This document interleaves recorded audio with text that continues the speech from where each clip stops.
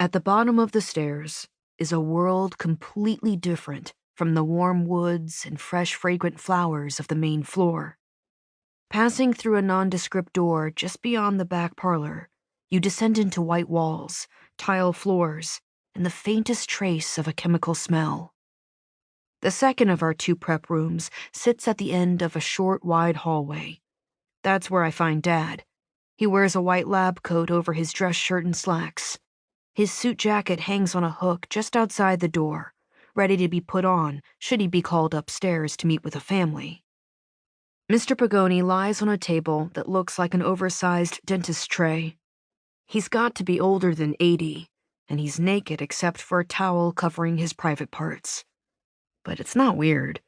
When a body is old, it doesn't look like the body of anybody I know, except maybe my grandparents. But when I see them, they have clothes on, so I'm not thinking about how they look naked. So yeah, old, naked dead guy. Not weird. At least not to me. Dad did most of the work on Mr. Pagoni when he came in 2 days ago, including what morticians call setting the features, inserting tiny cones behind the eyelids, placing cotton inside the mouth, and sewing it shut so the person's face looks as natural as possible. With the visitation tomorrow morning, it's time to cosmetize. Dad whistles as he lays out vials of airbrush foundation on a tray by Mr. Pagoni's head. "Ah, sweetheart," he says when he sees me all dressed up. "Thanks for taking one for the team." I deposit the hat and coat on a chair in the corner of the room, lifting my skirt as I move in case the floor is wet. "I guess it's no good begging you to use your veto power over Mom and make Dakota do it instead." "Since when have I had veto power over your mother?" he says. "Besides, Dakota doesn't fit the tux." This, unfortunately, is true. The male version of this costume, a reproduction 1870s tuxedo with tails, was custom made for Dad. Dad is taller than average, while Dakota is oddly petite for a guy. He would be swimming in it.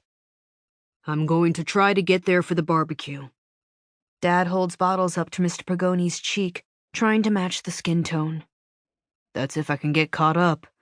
Today turned out busier than I'd thought." He doesn't say what we both know, that busy isn't a bad thing, especially when we've been having a series of slow patches. It might be awful for whoever is going through the loss of a friend or a family member, but the very nature of our work is that when other people are having the worst days of their lives, we are doing well. If I let myself think too much about what my family does, it's hard not to feel guilty, because I want the things that come with having a family that does well. Nice phone, nice clothes, a car to drive. But I get to have all those things because somebody else lost someone they love. Dad says we perform a necessary service, and there's no shame in taking payment for it. I don't feel ashamed necessarily, just aware. And Dad says that's a good thing, too. "Looks like you're almost done with Mr. Pagoni," I say. "Maybe you can do the parade after all? Mrs. Keener's not going anywhere. Neither is the guy from the medical examiners." "Now see, as soon as I make a promise, the phone will ring with another death call." He tosses me a bottle. "Can you look in the drawer over there and check if we have any more of this in ivory beige? I'm pretty sure Mrs. Pagoni doesn't want Mr. Pagoni looking like he just got back from Aruba." I find a lighter foundation, bring it around to Dad, and watch as he starts applying the makeup to Mr. Pagoni's face and neck. Once Mr. Pagoni has been dressed in the suit that hangs in a cleaner's bag nearby, Dad will put color on his hands as well. The goal is to make him look like he's sleeping or resting. But honestly, that's impossible. Dead people do not look like they are sleeping. Dead people look dead. Still, people always compliment my dad on the care he takes with everyone he touches. I like watching him work.